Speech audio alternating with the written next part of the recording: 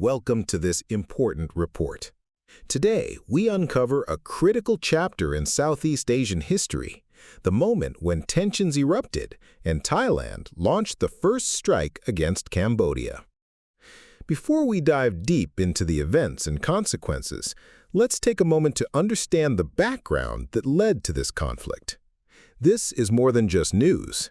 It's a story of sovereignty, strategy, and survival. On Thursday, clashes erupted along disputed parts of the Thai-Cambodian border after weeks of escalating tensions between the two Southeast Asian nations. The renewal of the long-running border dispute has already triggered significant political turmoil in Thailand, has fueled nationalist fervor on both sides, and taken Thailand-Cambodia relations to their lowest point in decades. So in this video, we're going to explain the Thai-Cambodian border dispute, the fresh fighting between the two countries, and what might happen next. Don't feel overwhelmed by endless news stories. Find out what you need to know every day with TLDDR's Daily Briefing. Listen along in your favorite podcast app or by clicking the link in the description. Thailand and Cambodia share more than 800 kilometers of land border, and more than century-old disputes have been a long-running source of tension. The dispute is largely centered on the ancient Hindu temple of Preoyer, which sits on a cliff top jutting out of the Dang Rek mountain range, along which the border broadly runs. In 1904, the Kingdom of Siam, modern-day Thailand, signed a border treaty with French authorities that said the border between Siam and Cambodia, part of French Indochina, would run along the watershed line of the Dang Rek Mountains, which in theory would place Preoyer here in Siam. But the exact border was to be drawn up by the French on behalf of a joint border commission.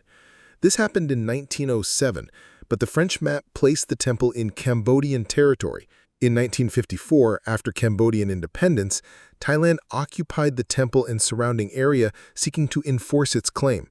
In 1959, Cambodia went to the International Court of Justice, making the case that the temple and its vicinity was Cambodian.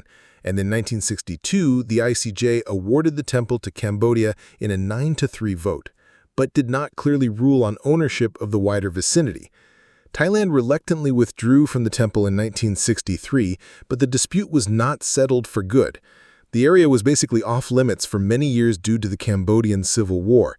But as this came to an end in the late 1990s and the site began to become accessible again, the dispute resurfaced, particularly when Cambodia sought to register Preoyer as a UNESCO World Heritage Site in 2008.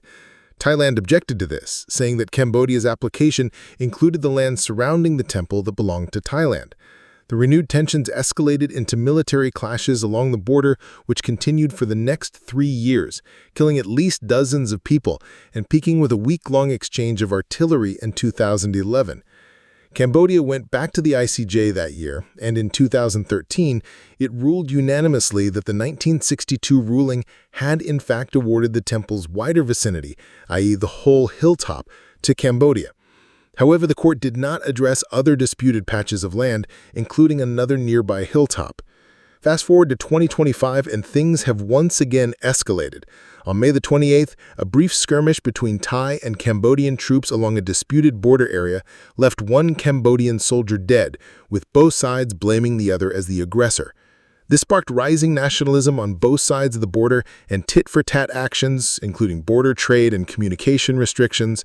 It's also sparked major political turmoil in Thailand, which we've made a few videos about, as a phone call between now-suspended Thai Prime Minister Pongtan Shinawat and de facto Cambodian leader Hun Sen was leaked, in which Pongtan appeared overly deferential to Hun Sen and even disparaged a Thai army commander. It sparked outrage in Thailand as critics accused Pongtan of being weak and undermining national security. Interestingly, it was Hun Sen himself who leaked the phone call, and he's since been on a bit of a warpath, effectively calling for Pongtan's government to be ousted. People have speculated a number of reasons why Hun Sen has done this. Could it be that he's trying to bolster his and his son, the Prime Minister's position, and distract from domestic problems? Could he feel threatened by the Thai government's plans to legalize casino gambling, which could damage the Cambodian industry? Whatever the case, it has contributed to a major deterioration in bilateral relations alongside the border conflict. During this, Cambodia also announced it would go back to the ICJ to seek a ruling on the unresolved border areas, though Thailand rejects this, saying that it doesn't recognize the court's jurisdiction and that it should be resolved bilaterally. But things escalated further this week as fighting resumed on Wednesday when Thailand blamed Cambodia for laying landmines that exploded in disputed border areas and injured 5 Thai soldiers, leading the Thai government to expel Cambodia's envoy and recall its own ambassador. For their part, Cambodia claimed that Thailand was the first to shoot, prompting a self-defense response, which is a total contrast from Thailand's attitude. Both the militaries remain on high alert and actively engaged in tactical planning preparations. Landmines were leftover unexploded mines from its previous civil conflict and recalled its embassy staff from Bangkok. This triggered a wave of fighting with exchanges of fire along the border, each side blaming the other for starting it before things escalated on Thursday morning, when, according to Thailand's foreign ministry, Cambodia launched at least 2 missiles into civilian areas, resulting in, quote, civilian casualties and fatalities. In response, Thailand released a statement calling on Cambodia to stop all actions that violate Thailand's sovereignty and deployed F-16 fighter jets to bomb military targets in Cambodia, with the Thai army claiming later on Thursday morning that its mission had been successful and no F-16s had been hit. There was then more exchanges of fire in disputed areas, and as of 3 p.m. Thai time, the Thai army is claiming that at least 9 civilians have been killed and a further 14 injured.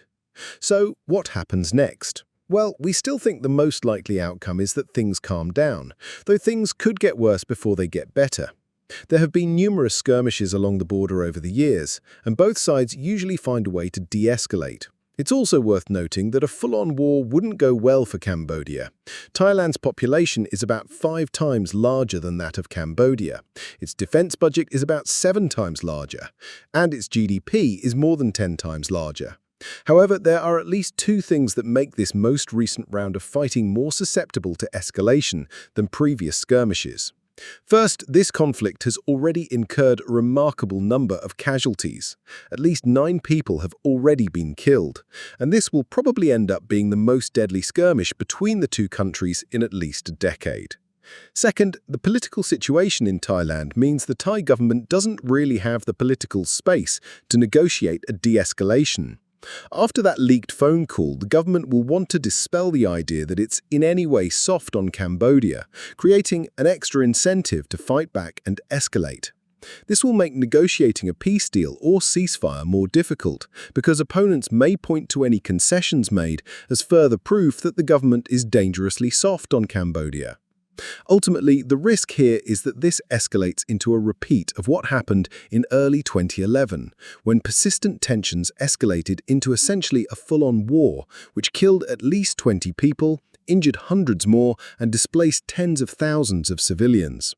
This risk is further heightened as the collapse in the close personal ties between the 2 countries' powerful political dynasties, the Huns in Cambodia and Shinawats in Thailand, has closed off one of the avenues that could have helped defuse the situation. As you may know already, here at TLDR we're committed to learning about the world around us and helping you do the exact same.